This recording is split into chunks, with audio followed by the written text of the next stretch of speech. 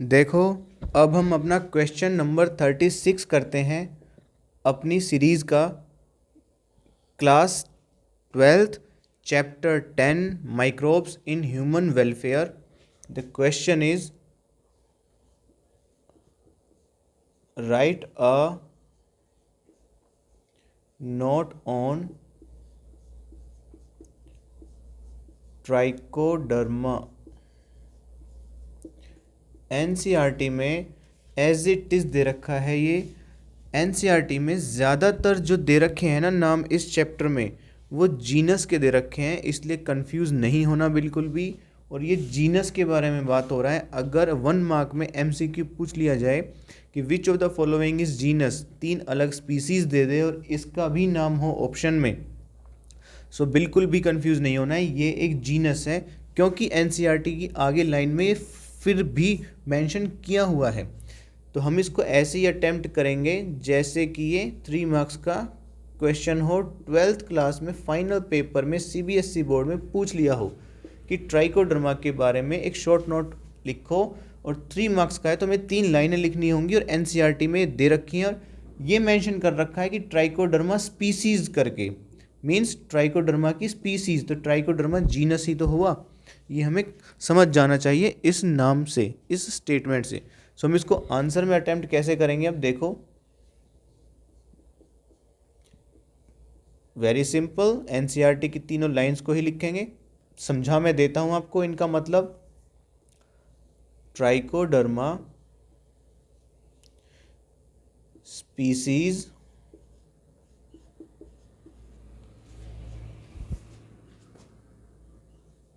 Are free living fungi, means सबसे पहली बात तो ये एक फंगस है। दूसरी बात, सिम्बायोटिक की बात करें या फ्री लिविंग की बात करें, सिम्बायोटिक मीन्स किसी अदर लिविंग ऑर्गेनिज्म के साथ सिम्बायोटिक एसोसिएशन करके सरवाइव करती हो, या फ्री लिविंग हो तो फ्री लिविंग है ये, मीन्स इसका सिंगल एग्जिस्टेंस है। ट्राइकोडर्मा जीनस है, उसके अंदर बहुत सारी स्पीसीज आती हैं, फ्री लिविंग है और फंजाई है। एक और बात, सोइल के अंदर प्रेजेंट होती हैं। ये एनसीईआरटी में नहीं है, हम लिख लेते हैं इसको, इन सोइल, सोइल के अंदर प्रेजेंट है। मोस्ट ऑफ द ट्राइकोडर्मा की स्पीसीज सोइल के अंदर ही प्रेजेंट हैं। इनका यूज़ क्या है, कहाँ इस्तेमाल में आती हैं, क्या काम है इनका, उसको भी देखते हैं अभी। These are very common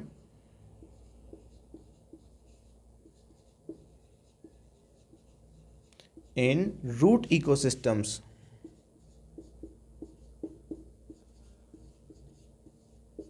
means root ecosystem जो है, ऑब्वियस सी बात है, सोइल की तो बात हो गई, वहाँ पर ये बहुत कॉमन है। ये एनसीईआरटी की लाइन है दोनों, तीसरी भी एनसीईआरटी की लाइन है। These are effective bio control agent, bio control agent of several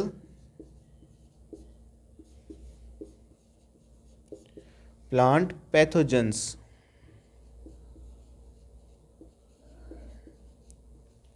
full stop.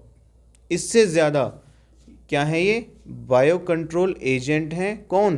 Trichoderma species. कैसी? काफ़ी इफ़ेक्टिव। किनकी?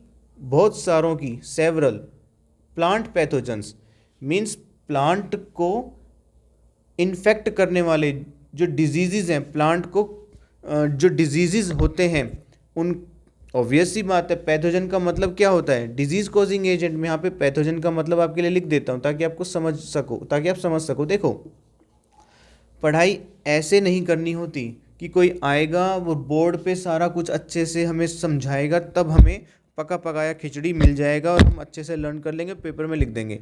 ये बहुत बेसिक चीज़ है और ये एक तरह से आपके ना सभी स्टूडेंट्स के पैर पे कुल्हाड़ी की तरह है, पीठ पे छुरे की तरह है। जैसे आपको एक साथ कोई विश्वासघात कर रहा हो, पके पकाए, ये नहीं होता लेक्चर मेथड।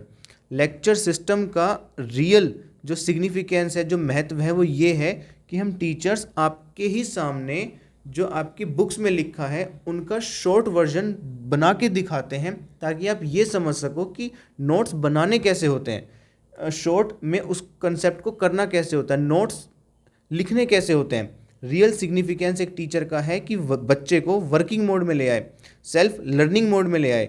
अगर टीचर पे ही बच्चा डिपेंड है ना, तो इसका मतलब टीचर को हम परिपक्व नहीं कह सकते, टीचर पे ही बच्चा डिपेंड। और बच्चे की भी अगर बुद्धि ऐसी ही है कि नहीं टीचर ही कराए हमें हर चीज़, तो वहाँ पर भी उस सिचुएशन में भी बच्चे का दिमाग अभी परिपक्व होना बाकी है, वो एक्चुअली टीचर और वो बच्चा समझ ही नहीं पा रहे हैं।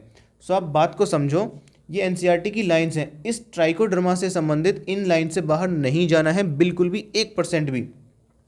फ्री लिविंग है, अगर नीट के पेपर में कोई क्वेश्चन आया तो इन्हीं लाइंस में से आएगा, which of the following is incorrect regarding trichoderma. तब बताओ, आप इधर उधर का पढ़ लो, आप ट्राइकोडर्मा से संबंधित तीनों लाइन एज इट इज़ उठ के आएंगी, एक चौथी लाइन आ जाएगी।